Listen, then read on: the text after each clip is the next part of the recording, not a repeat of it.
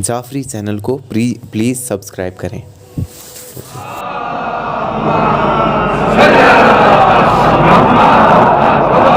वातसिमू बिहब्लिल्लाहि जमीअन वला तफर्रकू। ये हब्लुल्लाह कौन सी है?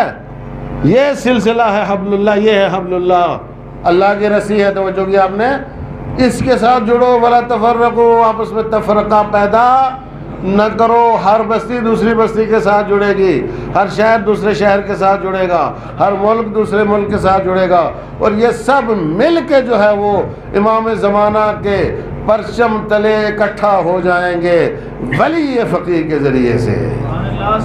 एक सलवात पढ़े मोहम्मद वाले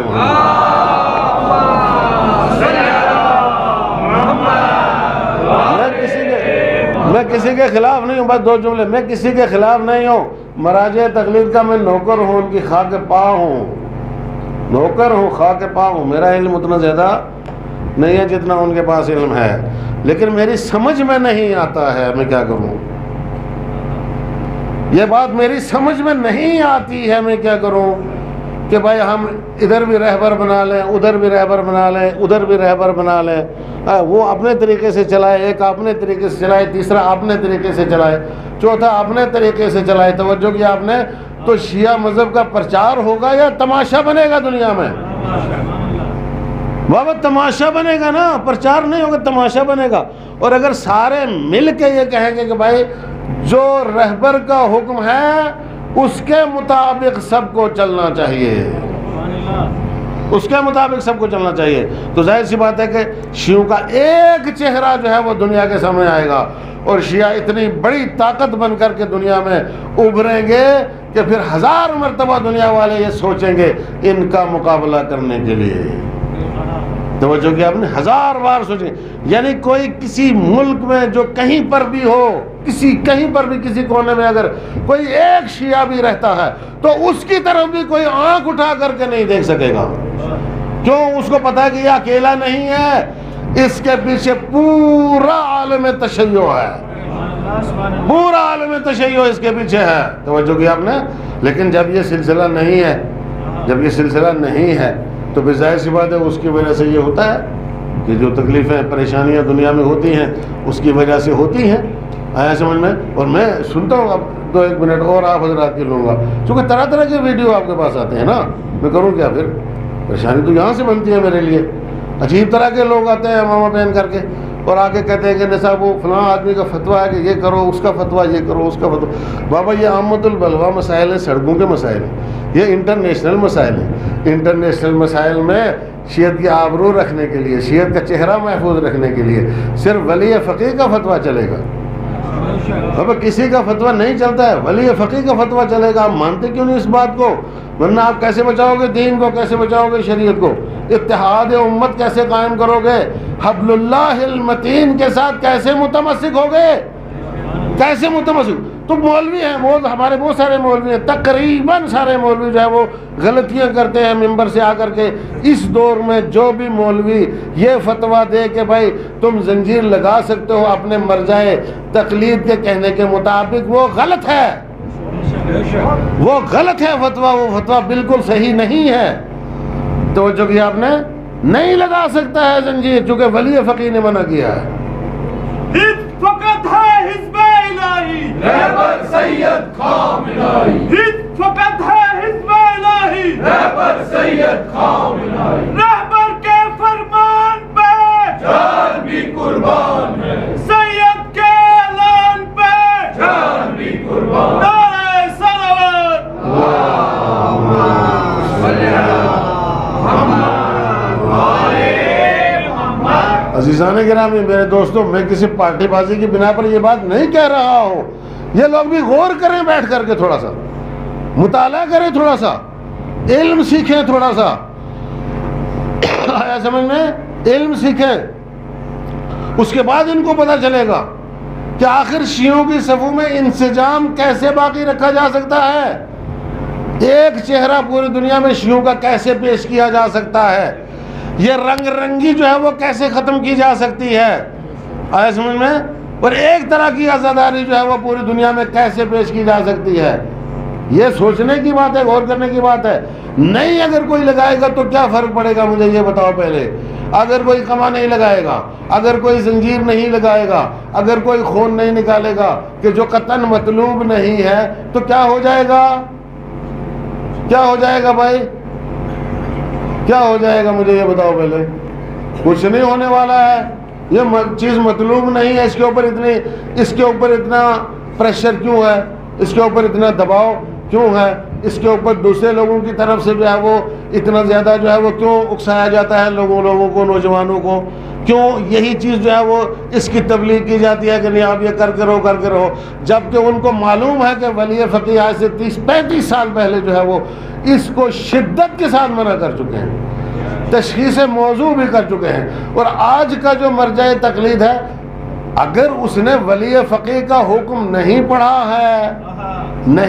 ہے اور وہ فتویٰ دے رہا ہے تو میں اس کو مجتہد نہیں مانتا.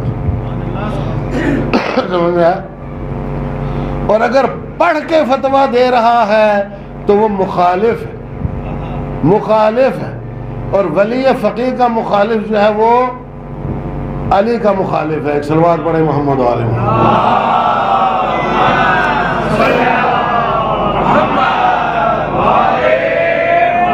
میں یہ نہیں کہا تھا سید علی خامنہ ولی فقیہ زمان کوئی بھی ہو جو اس کی مخالفت کرے گا وہ علی کا مخالف ہے. چونکہ ولایت فقیہ استمرار ولایت علی ہے. یہ سلسلہ ولایت علی کا سلسلہ ہے جو چل ہم تک پہنچا ہے. یہ ولایت امام زمانہ کا سلسلہ ہے جو ہم تک پہنچا ہوا ہے. آیا سمجھ میں؟ تو ذہنوں میں خدشات پیدا کیے جاتے ہیں، یہ غیر معصوم ہے. وہ غیر معصوم ہے، امام تو معصوم ہے نا. غیر معصوم کی غیر معصوم پر نظر ہے، اور معصوم کی حمایت سے یہ غیر معصوم جو ہے وہ دنیا کی آنکھوں میں آنکھیں ملاتا ہے اور دنیا کو چیلنج کرتا ہے، اور دنیا کے چھکے چھڑا کر کے رکھ دیے ہیں اس غیر معصوم نے. یہ خود سے نہیں، اس معصوم کی حمایت سے یہ سب کچھ ہوا ہے، اس معصوم کی تائید سے یہ سب کچھ ہوا ہے. آیا سمجھ میں؟ لوگ کہتے ہیں آپ بڑھا دے رہے ہیں یار، بہت زیادہ بڑھا دے رہے ہیں. یہ کوئی بات نہیں بھائیو. میں اور آپ اگر ایک عمل کریں نا، شب جمعہ مثلا 40 شب جمعہ ایک عمل کریں تو امام کی زیارت ہو جائے گی. سمجھا؟ یقیناً امام کی زیارت ہو. ہم صرف کھڑے ہو کے واسطہ دے امام کو، بی بی فاطمہ زہرا سلام اللہ علیہ کا، تو امام اتنے مہربان ہیں کہ وہ کسی نہ کسی طریقے زیارت کروا دیں گے ہمیں. اور بہت سارے گلیوں کوچوں میں گھومنے والے علماء جو ہے وہ یہ دعوے کرتے ہیں کہ ہاں زیارت ہماری ہو گئی، امام سے ملاقات ہو گئی. ان سب کی ملاقات ہوتی ہے، لیکن اس ایک شخص کی بندہ غریب کی ملاقات نہیں ہوتی ہے جو پوری دنیا کے مقابلے میں اکیلا کھڑا ہے.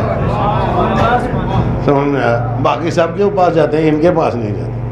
تو پوری دنیا کے مقابلے میں اکیلا ہے نا، کوئی ہے اس کے ساتھ. سمجھ میں آیا؟ کیا ہے؟ کون سی منطق ہے؟ کہاں سے علم پڑھا ہے؟ کہاں سے سیکھا ہے؟ میں اسی لیے کہتا ہوں عزیزان گرامی، مت جاؤ ادھر ادھر. جو مارکیٹ میں مال آتا ہے، مارکیٹ میں جو مال آ رہا ہے اس کے پیچھے مت جاؤ. اسی لیے میں کہتا ہوں اپنا ایک سسٹم ہونا ضروری ہے، اپنا ایک نظام ہونا ضروری ہے. یہ باہر والا مال جو ہے ہمارے کسی کام کا نہیں ہے، کسی کام کا. اور افسوس مجھے، بھائی آپ معاف کریں تھوڑا سا ٹائم زیادہ ہو رہا ہے، افسوس مجھے اس وقت ہوتا ہے جب علماء کے مقابلے میں لوگ یہ جو ویڈیوز چڑھاتے ہیں، کبھی اس آصف رضا علوی کی اور کبھی کسی دوسرے ذاکر کی، کبھی تیسرے ذاکر کی. بھائیو یقین مانو یہ لوگ ذاکر ہیں، یہ لوگ ذمہ دار نہیں ہیں، یہ لوگ تاجر ہیں، یہ لوگ پیشہ ور ہیں، یہ لوگ سوداگر ہیں. دین کا ٹھیکہ ان کے پاس نہیں ہے. دیندار اس سے اوپر لوگ ہیں، بڑے بڑے پیمانے پر جو لوگ ہیں علماء ہیں. علماء کی طرف رجوع کیا کرو. علماء کے سامنے اس طرح کی ویڈیوز چڑھاتے ہو، توجہ کی آپ نے، اس طرح کی ویڈیوز علماء کے سامنے چڑھا کے ان کو سبق سکھانا چاہتے ہو، یا علماء کے سامنے کمنٹ کرتے ہو. کمنٹ مت کرو علماء کے سامنے، ان سے سوال پوچھو، ان سے سوال پوچھو، کمنٹ نہ کرو علماء کے سامنے. جو کمنٹ کرتا ہے علماء کے سامنے وہ بہکا ہوا ہے، بدیر ہے. علماء سے سوال پوچھو، نہیں مطمئن ہو دوسرے سے پوچھو. پھر سمجھ میں آیا؟ لیکن کمنٹ نہیں کرنا چاہیے. کمنٹ کرتے ہیں اور ادھر سے ان کی ویڈیوز چڑھاتے ہیں پاکستانی ذاکرین کی، کبھی کسی کی کبھی کسی کی. تمہارا کیا لینا دینا ہے ان سے بھائی؟ تمہارا ان سے کیا لینا دینا ہے مجھے یہ بتاؤ. وہ انہوں نے تمہارا ٹھیکہ لیا ہوا ہے کہ تمہیں بخشوائیں گے؟ وہ تو ان کو بھی نہیں بخشواتے جہاں سے لاکھوں روپیہ لوٹ کر کے لے جاتے ہیں، ان کے بعد جواب دینے ہی ہوتے ہیں بالکل. یہ ایسے لوگ ہیں جنہوں نے قوم کا ستیہ ناش کیا ہے. اس نے 30 آدمیوں کو شہید کروایا وہ جو آصف رضا علوی پاکستان میں، اور جا کر لندن میں چھپ کر کے بیٹھا ہوا ہے. سمجھ میں آیا؟ یہ ذمہ دار ہیں، یہ قوم کے ٹھیکیدار ہیں. کیوں آپ نے نوجوان جو بیٹھتے؟ اسی لیے میں کہتا ہوں آپ کی بستی میں جو عالم ہے اس کی طرف رجوع کرو اور اس سے مسائل دریافت کرو اور اس کی روشنی میں جو آگے بڑھو. سمجھ میں آیا؟ مخالفتیں ہوتی رہیں گی، پہلے بھی ہوتی رہی ہیں، اس کے بعد بھی ہوتی رہیں گی، اور یہ سلسلہ چلتا رہے گا. ایسا نہیں ہے کہ کوئی مخالفت نہیں کرے گا. سمجھ میں آیا آپ حضرات کی؟ لیکن یاد رکھو کہ یہ ایک سسٹم ہے، ایک نظام جو ہے وہ نوجوانوں کے اندر ہونا چاہیے، شیعوں کے اندر ہونا چاہیے. امید ہے کہ یہ ہماری باتیں آپ کو جو ہے وہ تلخ نہیں لگی ہوں گی، اور اگر میٹھی لگی ہیں تو ان کے اوپر عمل ہونا چاہیے. آج